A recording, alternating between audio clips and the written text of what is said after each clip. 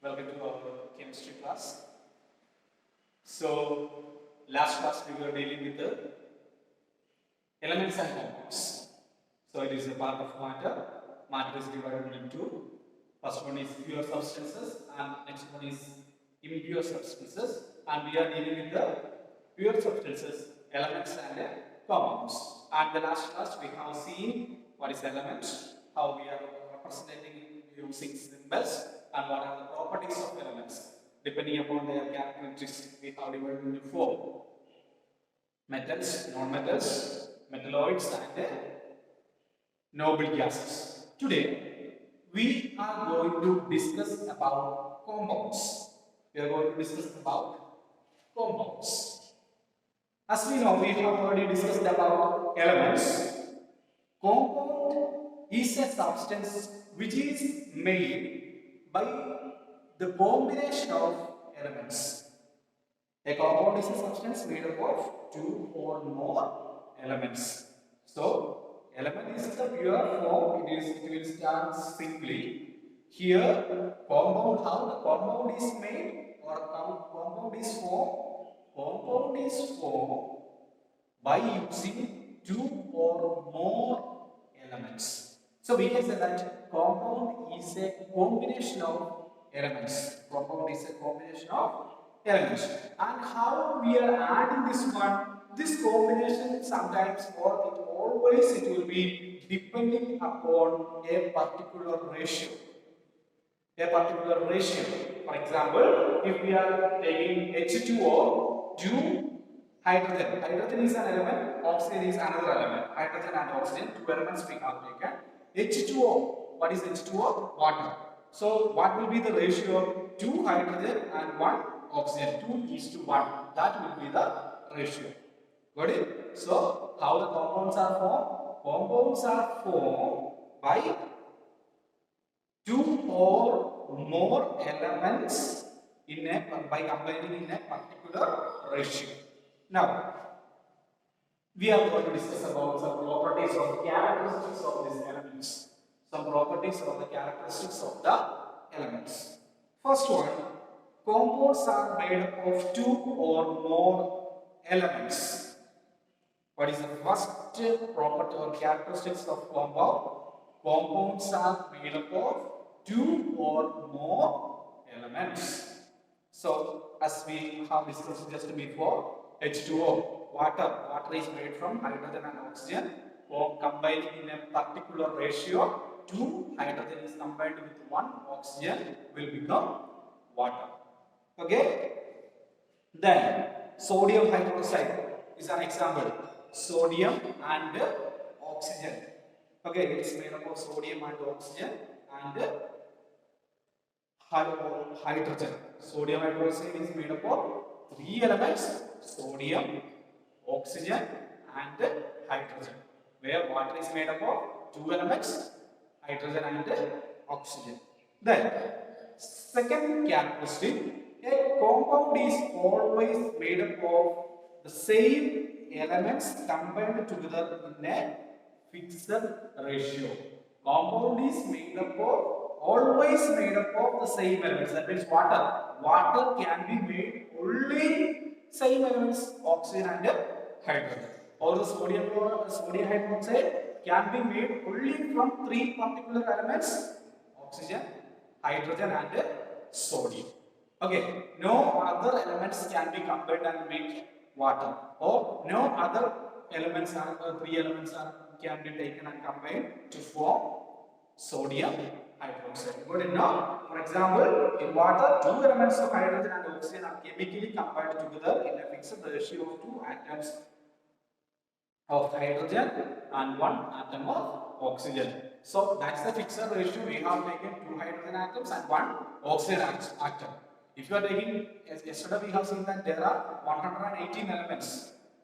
Any other 2 elements if you are taking, and if you are using that one in any ratio with chemical transactions, you are not going to get water.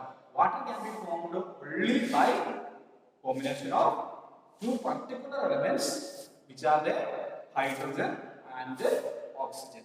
Then third one, a compound is always homogeneous.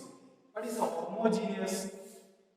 That is, all samples of a compound are identical in composition and have the same properties. All the compound, if I am considering compound, water is a compound. If I consider water, if one drop of water if I take, or one glass of water if I take, or 100 liters of water if I take, then also the composition and the properties of that water will remain constant. So that's called homogeneous. Okay. So third one is a compound is always homogeneous, not depending upon their quantity. Quantity can be changed, but always the properties and the composition will remain same. That is called the compound is homogeneous.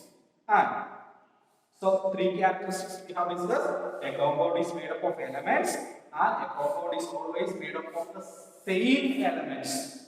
Third one, a compound is always homogeneous. Fourth one, the properties of a compound are different from those of its constituent elements. That means we have seen that compounds are made up of the combination of elements. But these elements will have some other properties, but compounds are having some different properties. So compound always shows a property different than their combined elements. For example, already we are discussing about water. Water is made up of two oxygen and two hydrogen and one oxygen, H2O. Hydrogen and oxygen are gases and water is liquid. Another one, hydrogen will burn, oxygen will help to burn, but water do not have any tendency to burn, or it will stop burning. It will stop burning. So characteristics of these elements and compounds are entirely different. Then one more example, sodium chloride, you know, salt what we are using in the food. When it is a combination, it's good for our health, or it is good for our body. But if you are taking separately this sodium and chlorine, they both are poisonous. They both are poisonous. The property of sodium, if you consider that one of the properties is poisonous, chlorine, that is also poison. But when it is combined in a particular ratio to form a compound that is called sodium chloride or normal salt, it is not poisonous. So characteristic is changes. So for the properties of a compound are different than the combined elements. Then fifth one, it is not possible to separate the constituents of a compound by physical means. That means by physically we are not able to separate these elements which is combined to form a compound. That means by filtering. If we are taking some water, if you are filtering, you are not able to get oxygen and hydrogen separately. Okay, but that is called a physical means, filtering and then boiling also. No, if water boils also you will not get nothing. But water can be broken when, if you are adding some salt, some acid into the water, and if you pass electricity, at that time you can separate oxygen and hydrogen. That is chemical method. Chemically you are able to break the compound into their constituent elements, but physically you are not able to separate the elements in a compound. Then the last one and final one, energy is usually given off or absorbed when a compound is formed. That means sometimes when the combination means we are adding some elements in a particular ratio. Sometimes the energy can be given off, or sometimes the energy will be absorbed when the compound is formed. For example, when hydrogen and oxygen combine chemically to form water, energy is produced in the form of heat and light. Energy is not absorbed, energy is given off. When the hydrogen and oxygen is formed to form water, it's combined to form water, energy is given out in the form of heat and light. Then, in page number your textbook page number 70, some compound and elements presence are given. Water already we have discussed. Hydrogen and oxygen. Carbon dioxide, carbon is one element, oxygen is another element. Then common salt, sodium chloride. What are the elements? One is sodium, another one is chlorine. Then ammonia. In ammonia, two elements are there: nitrogen and hydrogen. Then sodium hydroxide, sodium will be there, hydrogen will be there, oxygen will be there. Three elements will be there. Now we are going to discuss about differences between element and compound. Differences between element and compound. So in element is made up of only one kind. Only one kind. In element, it is made up of only one kind. Whereas a compound is made up of two or more elements. A compound is made up of two or more elements. That is the first difference.